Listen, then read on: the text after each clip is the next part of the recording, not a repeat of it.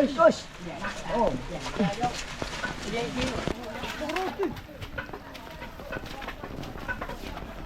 าย้อนในตลกได้เนี่ยนะเ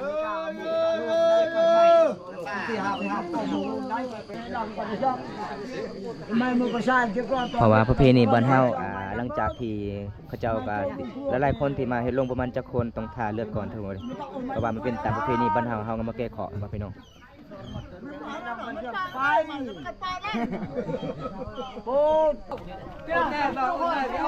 เอาห้ามขึ้นเฮือนขึ้นศาลแล้วพี่น้องเพราะว่า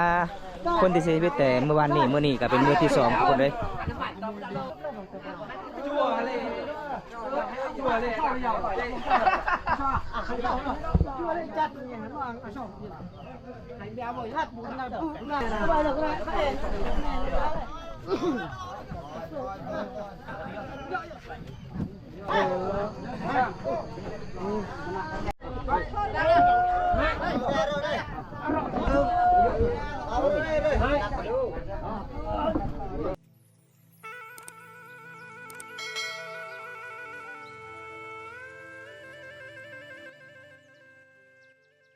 เอา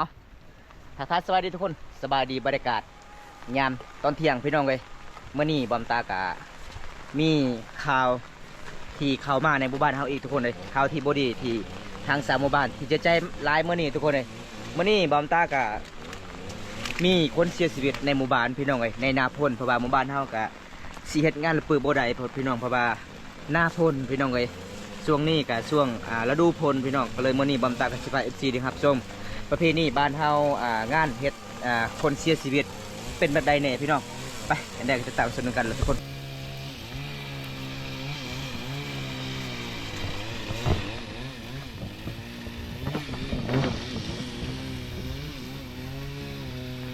เพราะว่าเมื่อนี้กับทางสามหมู่บ้านเฮากับบ่ทีมบ่ปะกันเลยทุกคนเลยตอนนี้เขาเจ้าก็กำลังสีเฮ็ดโล่งพี่น้องเพราะว่าเฮาปกติก็เฮ็ดงานละเปิบได้แต่ฝนตกเฮ็ดบ่ได้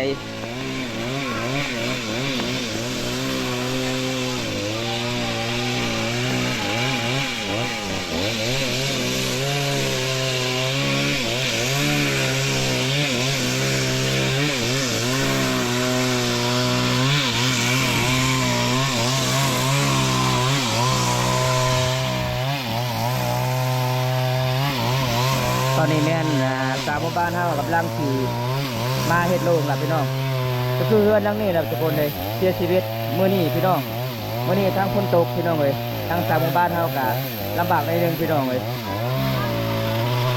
เป็นตามประเพณีบ้านเฮาหรือ12ของที่บ้านเฮาคือต้องเฮ็ดแบบนี้เด้อพี่น้อง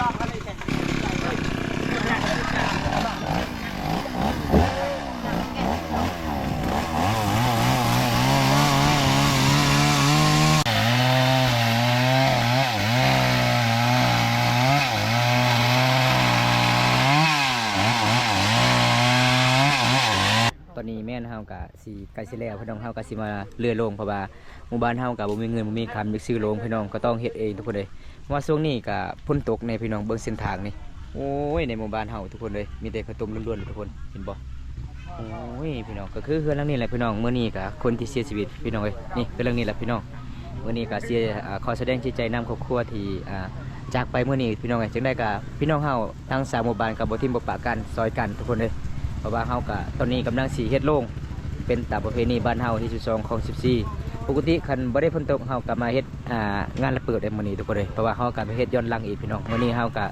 สิมาเฮ็ดโรงมื้ออื่นแล้วเฮาก็สิไปส่องสการเลยทุกคนเลยเบิ่งคนผ่าอากาศมื้อนี้ก็มืดครึ้มมื้อนี้พี่น้องนี่เห็นบ่โอ้ยลำบากหลายเลยพี่น้องหมู่บ้านเฮามื้อนี้เสียใจทั้ง3หมู่บ้านเลยทุกคนตอนนี้พี่น้องเฮาก็มาซอยกันทุกคนเลยมันเป็นตามประเพณีที่12ของ14ชุมพรมังกรบ้านเฮาต้องเฮ็ดตัวนี้ทุกคนเลย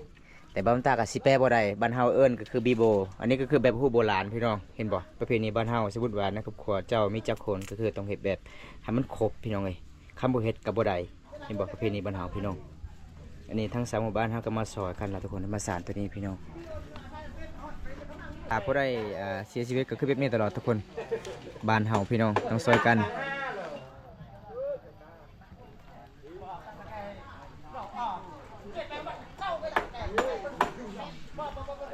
ว่ามันลำบากหน้าพลมันเปื้อนลายขี้ตมมันลายเลยในหมู่บ้านเฮาจังใดกับหมู่บ้านเฮาก็ต้องซอยกันแล้วทุกคนอันนี้ก็คือไม้ที่เขาเจ้าก็เมื่อเลื่อยเองบ่มีเงินบ่มีคำจะซื้อโรงเด้ถ้าผู้ใดคนที่เสียชีวิตในหมู่บ้านเขาเจ้าก็ต้องเลื่อยไม้แบบนี้แหละทุกคนเลยเฮ็ดโรงตอนนี้เวลา3 โมงยังเลยทุกคนยังบ่ทันได้แล้วซอยกันสาบานเฮาต้องเป็นนี่พี่น้องไงในหน้าพ้นกะต้องซอยกันถ้ามาซอยแสดงว่าบวิตเหตุบ้านเฮามันเป็นตามประเพณีบ้านเฮาเอาไว้อยู่เฮือนอยู่ศาลตลอดกับบ่ได้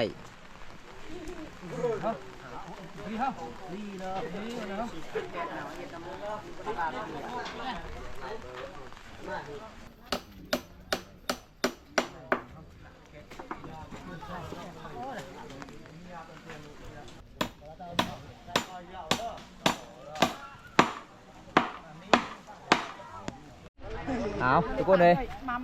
คนตกห้ามสาบานห้ามเฮ็ดบ่ได้ทุกคนเพราะว่าเขาเจ้าต้องย้ายเองพี่น้องเลยเพราะว่าฝนตกมันก็สิสาหนึ่งตอนนี้ก็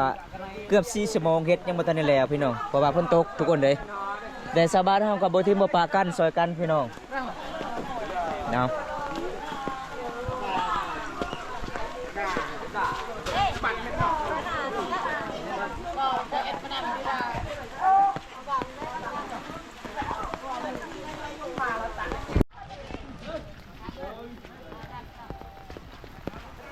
ฝนตกทุกคนเลยเฮ็ดยังมาแล้วเลยพี่น้องเบิ้งนี่ฝนฟ้าอากาศมื้อนี้ทุกคนมืดครึมเลยคันฝนบ่ได้ตกนี่น่ะประมาณ1 ชั่วโมงก็แล้วอันนี้เกือบ3 ชั่วโมงยังบ่ทันได้แล้วพี่น้องเพราะว่าไม้มันก็สิยากนิดนึงแน่ไม้มันบ่เพียงพอทุกคนเลย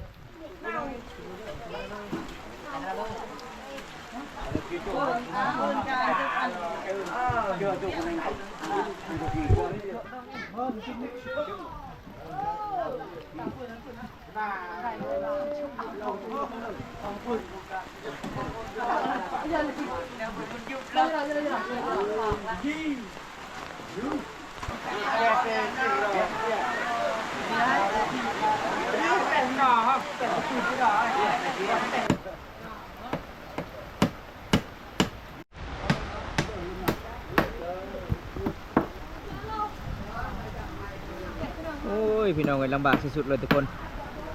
ฝนตกห้ามอีกมื้อนี้พี่น้องเลยนี่ก็ฮอดเวลาประมาณ3 โมงเลยทุกคนเพราะว่าเฮาก็เฮ็ดลงธรรมดาแล้วทุกคนเลยเพราะว่ามื้ออื่นเช้าเฮาก็สิเริ่มไปส่งสการแล้วทุกคน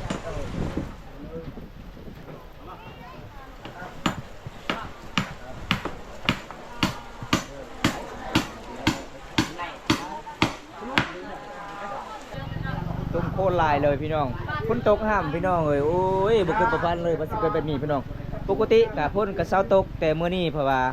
ฝนตกประมาณ 3-4 มื้อแล้วทุกคนเด้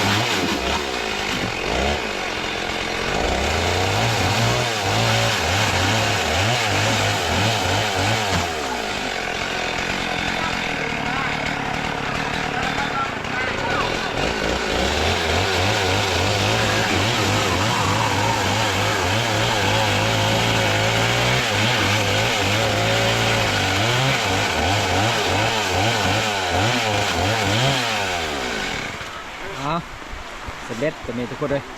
ได้สิแล้วพี่น้องเลยพ้นก็ลงมาอีกพี่น้องโอ้ยพี่น้องเลยพ้นกับบริษัทเลยทุกคนเลยลงมาอีกพี่น้องมื้อนี้มัดมือเลยพ้นตก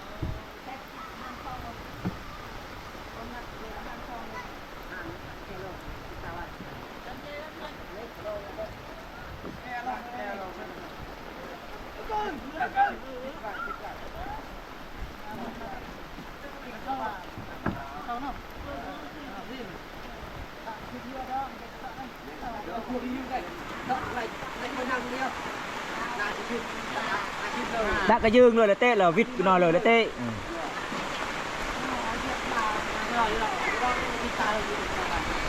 ตักกับวิทย์ละเต้ตักวิทย์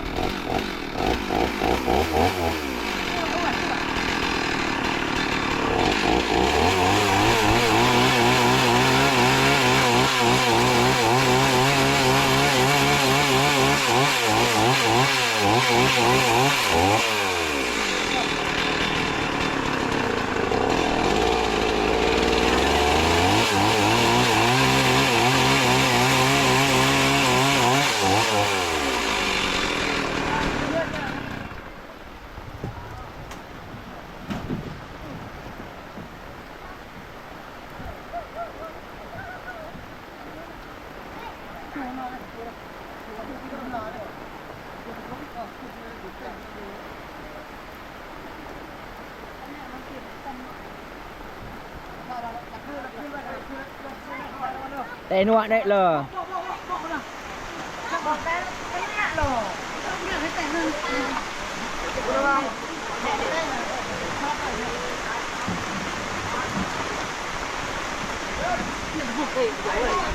Tôi ăn con lần kia tôi.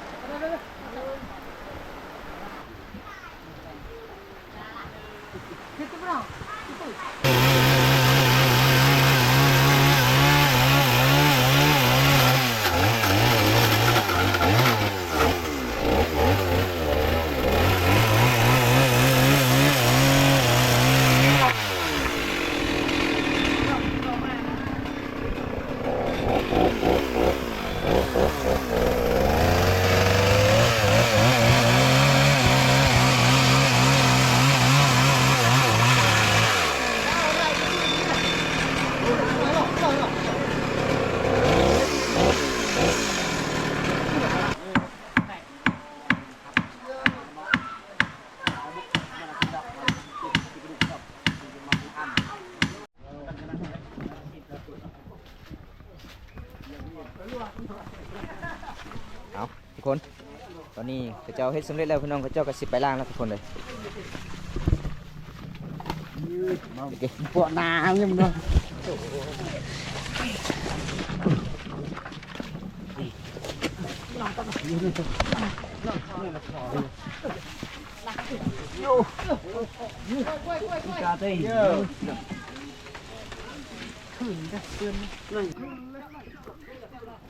ครับเกือบ4 โมงพี่น้องเลยเพื่อสำเร็จเพราะว่าช่วงนี้ก็ช่วงหน้าฝนเขาเฮ็ดกับมันซาโพดพี่น้องเลย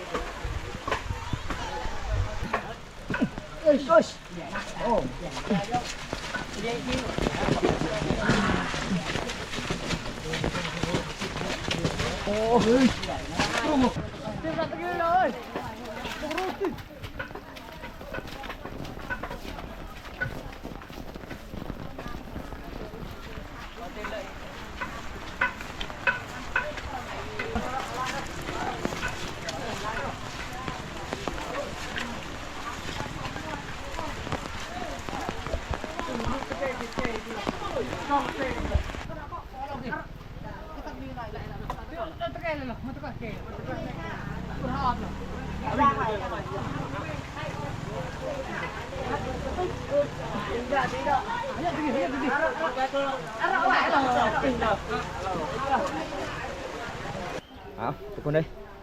ตัวนี้ก็เสร็จแล้วเลยพี่น้องเพราะว่าเฮาก็แค่ให้มันแห้งก่อนเพราะว่าเฮาก็ยังบ่ทันได้รีดอีกพี่น้อง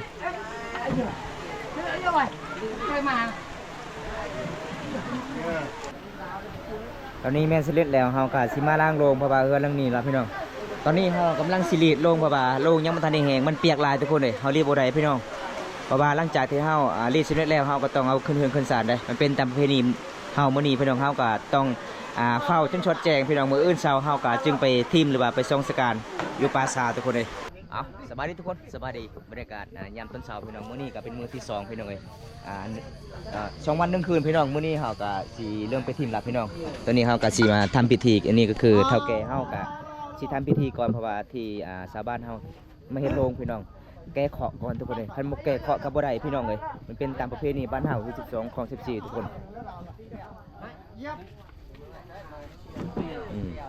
เพราะว่าหลังจากที่เราทำพิธีแล้วเราก็ต้องเอาขึ้นศาลได้เพราะว่าเราก็สิเริ่มใช้แล้วพี่น้องเราก็สิเริ่มไปละมื้อนี้ก็ช่วงนี้ก็ช่วงฝนตกพี่น้องเลยลำบากแน่หมู่บ้านเราพี่น้องวันนี้เราทำพิธีก่อนพี่น้อง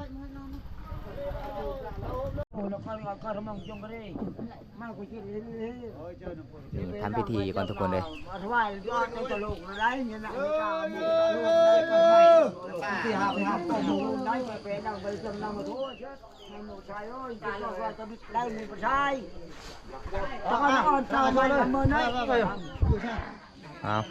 ตอนนี้แม่เขาเจ้ากับสิทาเลือดก่อนพี่น้อง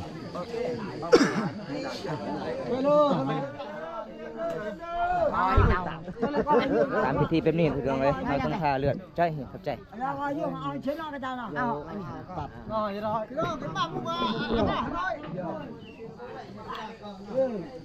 มวย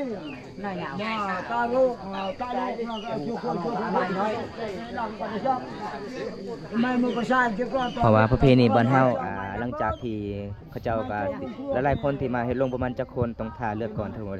เพราะว่ามันเป็นตามประเพณีบ้านเฮาเฮาก็มาแก้เคราะห์มาพี่น้องโอ้รักก็เชื่อเรียกยืม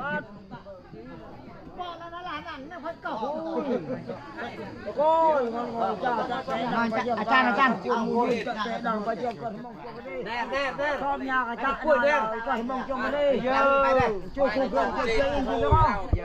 ไม่ก็มูกระดิ่งไม่ใช่เลยได้ยิงรถเลยเหรอยายรถเลยอันนี้ตาลูกเราชอบเราลงไว้เนาะเดี๋ยวไม่เจ้าเราไม่โก้ก็เราละต้องเลยใช่เลยมูกระดิ่งมาเนี่ยไม่กระเป๋าเบอร์โอ้สำเร็จพี่น้องตอนนี้ครับมันเฮากับซีเกียมเอาขึ้นลงแล้วทุกคนเลยเป็นตามประเพณีบรรหาปกติเฮากับเฮ็ดงานระปืบเลยแต่บ่ได้ฝนตกพี่น้องเลยเฮาก็เลยเฮ็ดย้อนหลังอีกพี่น้องตอนนี้เฮากับซีเกียมเอาขึ้นแล้วนี่ล่ะพี่น้องเลย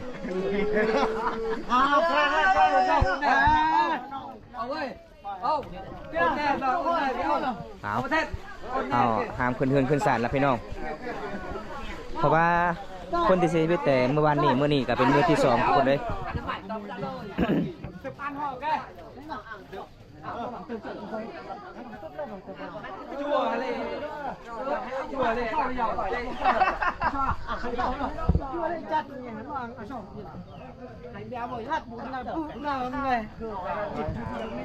คือปูตอมอ่ะน้องพอดี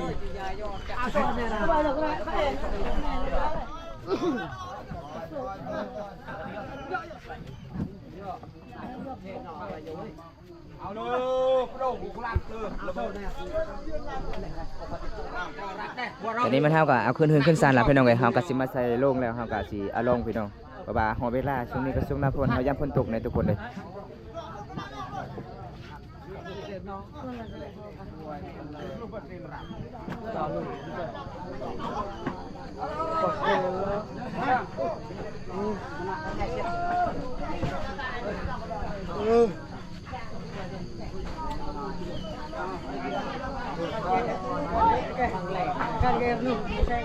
จะเกี่ยมไปละทุกคน Sebelum kau main masuk air. Kau baru jauh.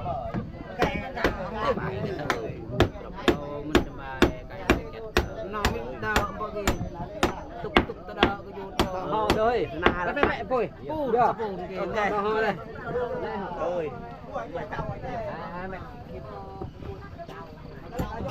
Mày con giảm cho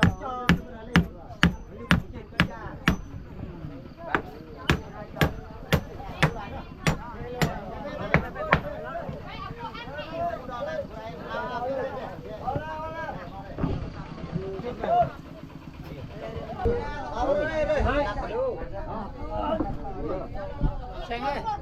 Sen. Mày pet kunti tu duku pa. Ang katong ta atau pau ka che pa. Una nen et yun tu duku. Lệ người ta bay kunti pa.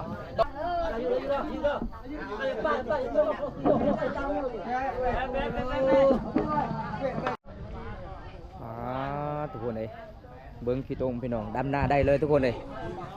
โอ้ยตอนนี้กะใครสีแล้วเขากะสีเริ่มแล้วพี่น้องเลยสีเริ่มไปส่องสการแล้วทุกคน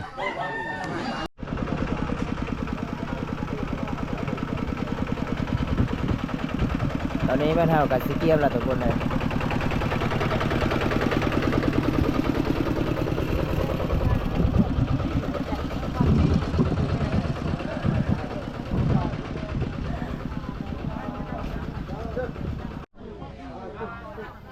เอาทุกคน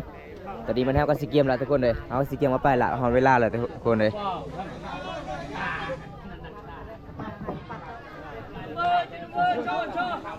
cho nhẹ cái thắt cho nhẹ cái thắt lòกระเฮ้อ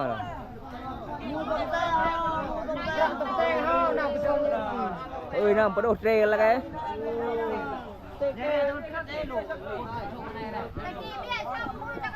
ตั้งแต่ห้าเนาะใช่